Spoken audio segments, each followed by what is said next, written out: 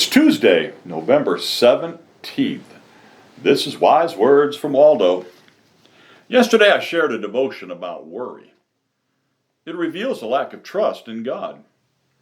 Trust usually takes time to develop. It can be broken in a moment. I wonder why we have such a hard time trusting God when He's never failed us. Martin Luther, the theologian, spoke about trusting God. He said, "I have one preacher that I love more than any other preacher on earth." Well, that kept me reading. It's a small robin that actually visits my windowsill.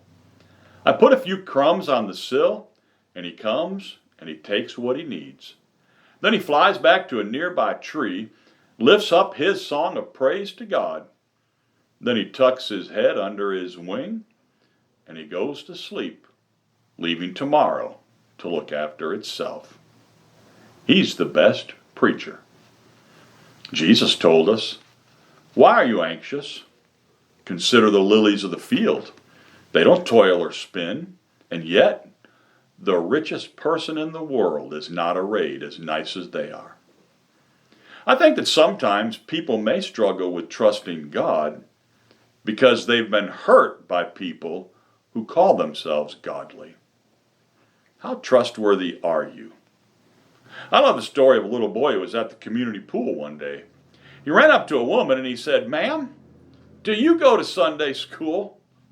Surprised, the woman looked down and smiled and said, "Why, yes, young man, I go to Sunday school every Sunday." "Great," he replied. "Will you hold this quarter for me while I go to the pool?" "Yeah, I like that. You see, I don't want to be the person that makes it hard for somebody else to trust God." How about you?